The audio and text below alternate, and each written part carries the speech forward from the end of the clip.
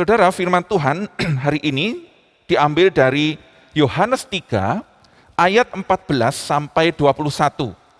Yohanes 3 ayat 14 sampai 21. Demikian firman Tuhan. Dan sama seperti Musa meninggikan ular di padang gurun, demikian juga Anak Manusia harus ditinggikan, supaya setiap orang yang percaya kepadanya beroleh hidup yang kekal.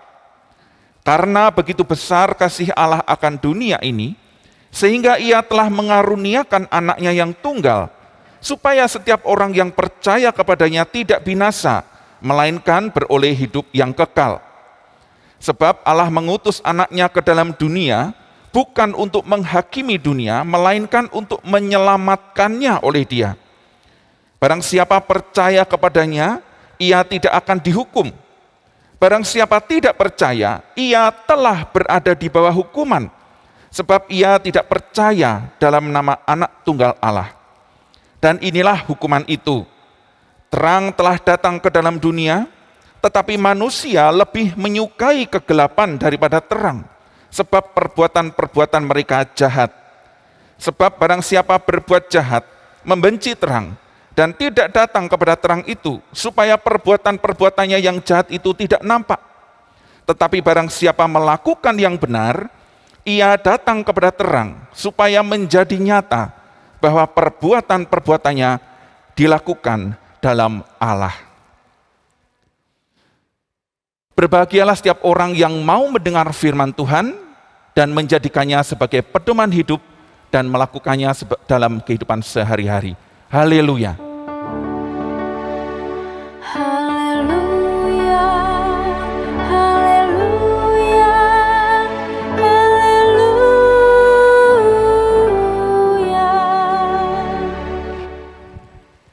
Shalom saudaraku yang dikasihi Tuhan.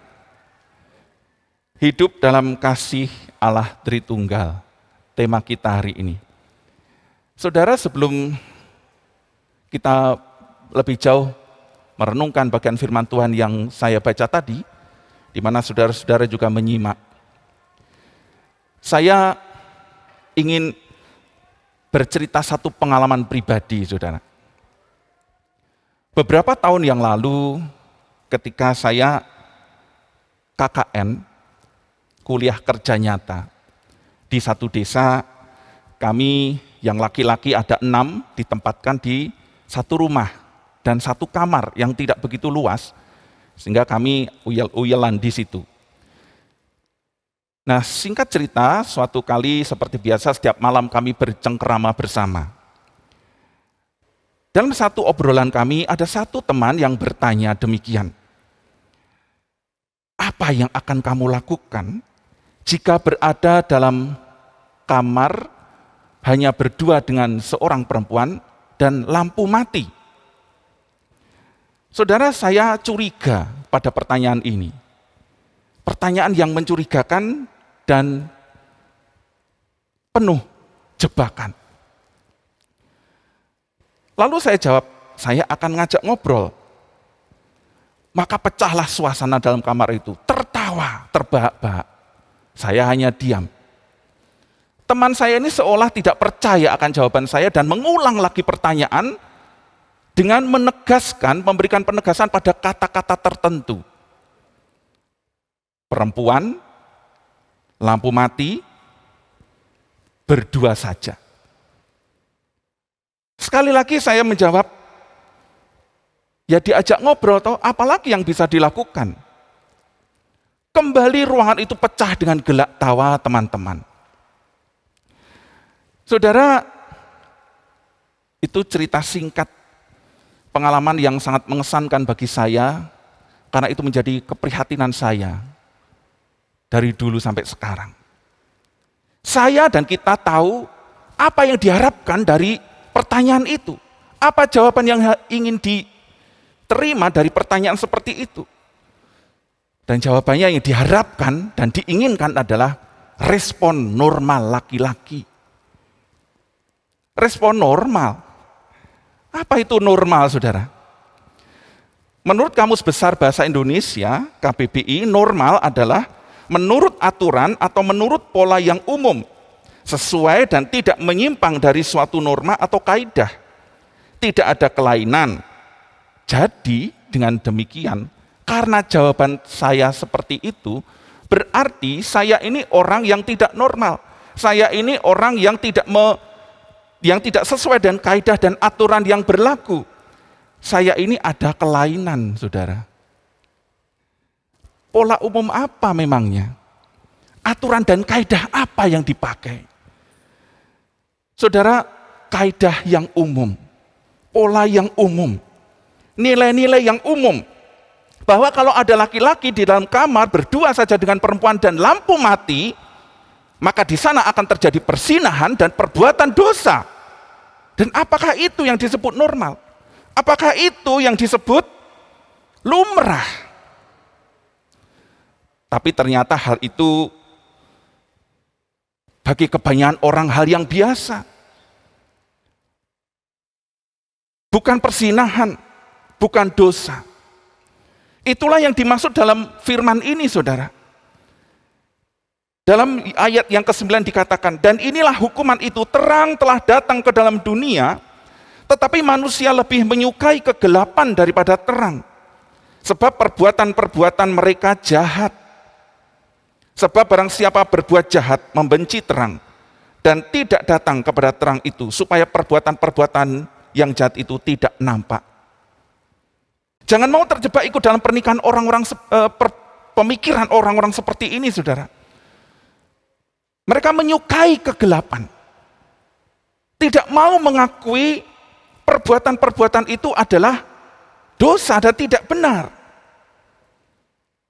Tidak mau. Dan bahkan mereka membenci terang. Tidak ingin perbuatan-perbuatan itu dihentikan. Dan itu berarti melawan Allah, menentang Tuhan. Itulah yang dilakukan oleh orang Israel saat mereka melakukan perjalanan di padang gurun. Tuhan memberi mereka setiap hari, setiap pagi dengan mana yang bisa diambil. Tetapi apa yang mereka katakan? Mengapa kamu memimpin kami keluar dari Mesir supaya kami mati di padang gurun ini? Sebab di sini tidak ada roti dan tidak ada air. Dan akan makanan hambar ini kami telah muak. Saudara bisa dibayangkan betapa keterlaluannya orang Israel ini. Tidak ada rasa terima kasih, tidak mau bersyukur akan pemberian Tuhan. Setiap hari mereka terjamin makanannya dengan datangnya mana setiap hari. Malah mereka mengatakan hambar dan memuakkan. Dan saudara bisa dibayangkan juga betapa keterlaluannya jika saudara dan saya, orang-orang Kristen, muak untuk berlaku hidup kudus. Jika saudara dan saya menganggap bahwa percabulan itu hal yang biasa, hal yang lumrah, perzinahan itu hal yang normal dilakukan, kebencian dan dendam itu bukan dosa tetapi hal yang alamiah, keserakahan, iri hati, dusta, dan perbuatan-perbuatan cemar lainnya adalah sebuah ekspresi manusiawi yang bisa diterima dan bisa dipahami, dimaklumi. Betapa saudara dan saya sebagai orang-orang yang percaya akan Kristus, mengikut Tuhan, tidak berterima kasih atas karya Kristus di atas kayu salib yang menebus dan menyelamatkan saudara dan saya, supaya kita memperoleh hidup yang kekal. Kita ditebus dari ikatan dosa, belenggu dosa seperti itu, saudara. Dan jika kita memelihara sikap seperti itu dan penilaian-penilaian seperti itu, kita sedang melawan Allah, sama seperti orang Israel, saudara. Jika kepada orang-orang Israel di padang gurun kala itu Allah menyuruh Musa untuk membuat ular tembaga lalu ditaruh di atas tiang, sehingga setiap orang Israel yang dipagut oleh ular tedung melihat, memandang kepada ular itu akan selamat, tidak mati. Maka Allah mengutus anaknya yang tunggal turun ke dunia, ditaruh di atas tiang salib, supaya setiap orang yang memandang dan percaya kepadanya tidak binasa, tidak hancur dan binasa dalam dosa, serta memperoleh hidup yang kekal. Yohanes 3 ayat 14 dan 15 jelas mengatakan, dan sama seperti Musa meninggikan ular di padang gurun, demikian juga Anak Manusia harus ditinggikan, supaya setiap orang yang percaya kepadanya beroleh hidup yang kekal. Saudara, betapa besar kasih Allah Bapa. Betapa besar kasih dan pengorbanan anaknya Tuhan Yesus Kristus. Dan betapa lembut kasih Roh Kudus yang menolong manusia yang bebal bisa memandang dan percaya kepada karya Allah melalui Kristus. Ini kolaborasi yang agung, saudara. Kolaborasi agung Allah dalam menunjukkan kasih-Nya kepada manusia. Karena itu kita didorong untuk hidup dalam kasih Allah Tritunggal. Bagaimana kita hidup dalam kasih Allah Tritunggal itu, saudara? Saya akan kutipkan beberapa ayat. Yang pertama, bagaimana kita hidup dalam kasih Allah Tritunggal? Efesus pasal 5 ayat 11-12 mengatakan demikian. Janganlah turut mengambil bagian dalam perbuatan-perbuatan kegelapan yang tidak berbuahkan apa-apa. Tetapi sebaliknya telanjangilah perbuatan-perbuatan itu. Sebab menyebutkan saja pun apa yang dibuat oleh mereka di tempat-tempat yang tersembunyi telah memalukan. Jelas di sini, saudara ya. Firman Tuhan mengajak kita untuk menyebut saja pun jangan, karena itu memalukan. Dan jangan mengambil bagian dalam perbuatan-perbuatan kegelapan itu. Yang berikutnya, untuk para suami. Hai suami, kasihilah istrimu sebagaimana Kristus telah mengasihi jemaat dan telah menyerahkan dirinya baginya. Bagaimana seorang suami hidup dalam kasih Allah Tritunggal? Mengacu pada Kristus. Efesus 5 ayat 25. Bagaimana dengan istri? Hai istri, tunduklah kepada suamimu seperti kepada Tuhan. Karena suami adalah kepala istri sama seperti Kristus adalah kepala jemaat.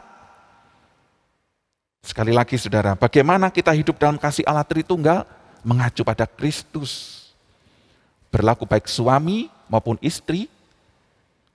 Anak-anak pun juga demikian. Hai anak-anak, taatilah orang tuamu di dalam Tuhan. Hamba-hamba, bapak-bapak, orang tua pun juga demikian. Hai dan kamu bapak-bapak, janganlah bangkitkan amarah di dalam hati anak-anakmu, tetapi didiklah mereka di dalam ajaran dan nasihat Tuhan. Hamba-hamba pun juga demikian. Hai hamba-hamba, taatilah Tuanmu yang di dunia dengan takut dan gentar, dan dengan tulus hati sama seperti kamu taat kepada Kristus. Saudara, itu baru dari satu kitab, yaitu surat Efesus. Sementara masih ada 65 kitab lainnya, saudara, di dalam Alkitab ini. Alkitab ini semuanya ada 66 kitab ya. Masih ada 65 kitab lainnya. Karena itu, bagaimana kita hidup dalam kasih Allah Tritunggal? Kalau saya tadi mencontohkan dalam kehidupan keseluruhan, segenap pribadi dalam kehidupan ini, suami, istri, anak, orang tua, karyawan, dan juga secara umum, secara luas seluruh manusia, Tuhan sudah memberikan satu perintah dan petunjuk dari satu kitab saja. Bagaimana dengan 65 kitab yang lain? Mari hidupilah Hiduplah dalam firman, saudara. Nikmatilah persekutuan doa bersama Roh Kudus. Dan berkaryalah, terus berkaryalah dalam anugerah kasih Allah Bapa.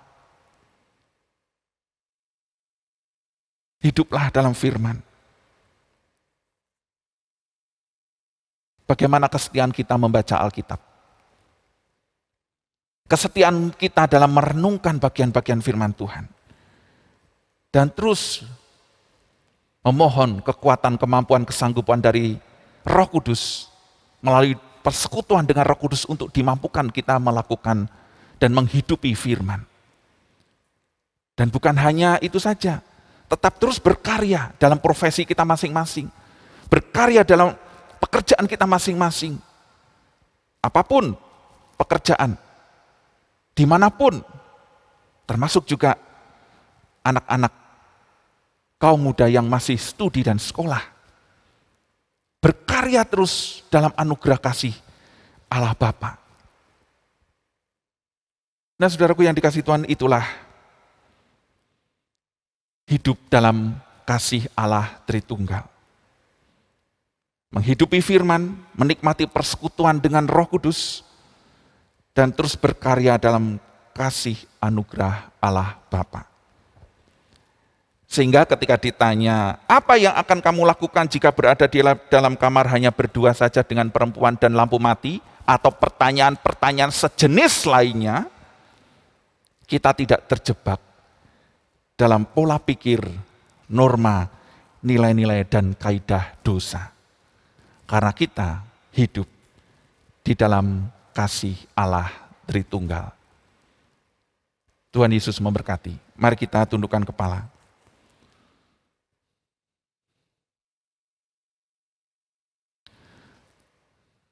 Mari saudara, kita tengok diri kita. Apakah selama ini nilai-nilai firman, nilai-nilai kehidupan yang kita pegang berasal dari firman Tuhan? Ataukah nilai-nilai dan norma-norma yang berlaku di tengah komunitas masyarakat kita, di mana nilai-nilai tersebut adalah nilai-nilai dosa? Mari, jangan masuk dan ikut di dalamnya. Kita ini orang-orang yang telah ditebus. Saudara dan saya adalah orang-orang yang telah diselamatkan melalui pengorbanan Tuhan Yesus di atas kayu salib. Karena itu mari kita hidup dalam kasih Allah Tritunggal. Bapa telah mengutus anaknya karena begitu besar kasih Allah akan dunia ini, sehingga ia telah mengaruniakan anaknya yang tunggal, supaya setiap orang yang percaya kepadanya tidak binasa, melainkan beroleh hidup yang kekal. Dan oleh Roh Kudus kita dimampukan untuk bisa mengaku dan percaya kepada Kristus dan memanggil Allah dengan Bapa. Mari saudara, dengan menundukkan hati di hadapan Tuhan, kita mohon kemurahan Tuhan, belas kasihan Tuhan, dan terus dimampukan untuk hidup dalam kasih Allah Tritunggal. Menghidupi firman, bersekutu dalam persekutuan dengan Roh Kudus, dan terus berkarya dengan kasih anugerah Allah Bapa. Tuhan, inilah kami.